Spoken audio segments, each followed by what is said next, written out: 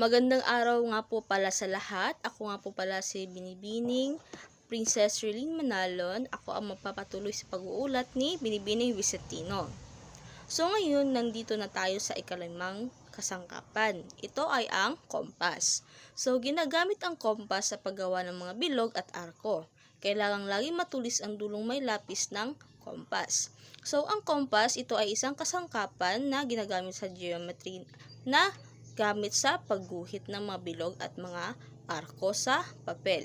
So, binubuo ito ng dalawang braso. Ang isang braso ay ang may tulis na bakal na nagsisilbing sentro. At ang kabilang braso naman ay ang may lapis na gumuguhit ng linya. So, mahalagang matulis ang dulo ng lapis ng kompas upang malinis at malinaw ang guhit para mas pantay at hindi magulo ang bilog o arko. At upang mas madaling ikutin kapag matulis ang lapis, hindi ito nadudulas at mas kontrolado ang pag-ikot at tumpak ang sukat. Ang isang mapuro na lapis ay maaaring magbigay ng mas makapal na linya na nakakaapekto sa eksaktong sukat ng bilog. So sa madaling salita, ang kompas ay tumutulong na gumawa ng mga eksaktong bilog at arko. At kailangan itong gamitin ng maingat upang maging malinis, tama at maayos ang isang guhit. Pang-anim naman ay ang divider.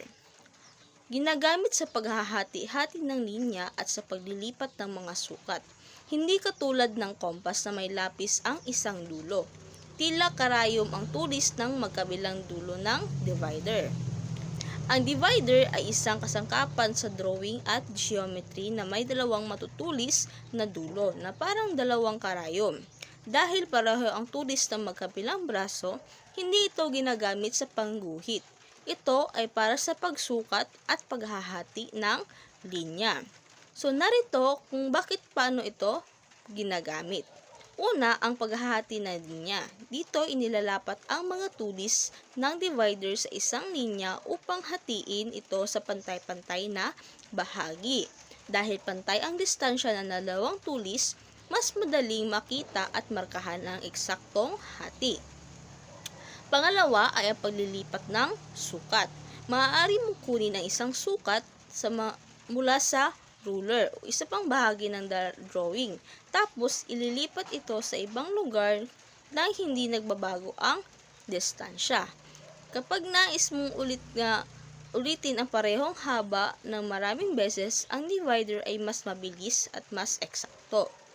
Pangatlo ay hindi tulad ng kompas. Ang kompas ay may lapis sa isang dulo na para bang pangguhit na ng bilog. Ang divider naman ay walang lapis kaya hindi ito pangguhit ng bilog. Ito ay pangsukat at panghati lamang. So sa madaling salita, ang divider ay mahalaga sa paggawa ng tumpak, pantay at eksaktong sukat sa anumang drawing o technical work. Pangpito ay ang lapis. So iba't iba ang uri ng lapis na ginagamit sa pagguhit. Ang HB ang karaniwang ginagamit sa pagguhit at pagleletra. Nauuri pa rin ang mga lapis sa 6B, 5B, 3B, 2B, B, HB, H, 1H, 2H, 3H, 4H, 6H, 7H, 8H, at 9H.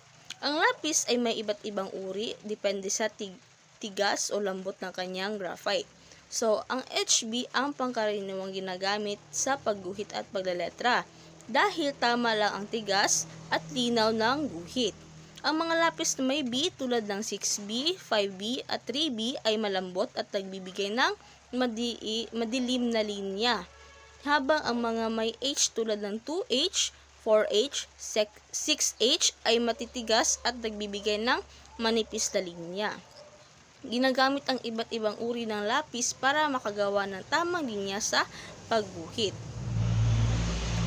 Pangwalo naman ay ang French curve. So, ginagamit sa pagbuo ng mga komplikadong kurba. So, ang French curve ay isang kasangkapan na ginagamit para gumuhit ng mga komplikadong kurba na hindi kayang gawin ng kompas o freehand.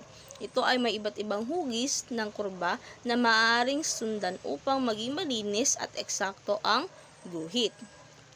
Pangsyam naman ay iba pang mga gamit, kabilang dito ang pambura, papel, masking tape at pantasa ng lapis.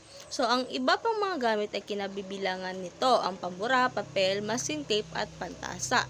Mahalaga ang mga ito sa pagguhit dahil tumutulong ang pambura sa pagwawasto ng mga mali, ang papel bilang pagsulatan, ang masking tape para hindi gumalaw ang papel at ang pantasa upang laging matalas ang lapis para sa malinis na guhit. So, yun lamang po ang aming ulat ngayon ni Binibining Vicentino para sa Industrial Arts na subject. Maraming salamat sa pakikinig.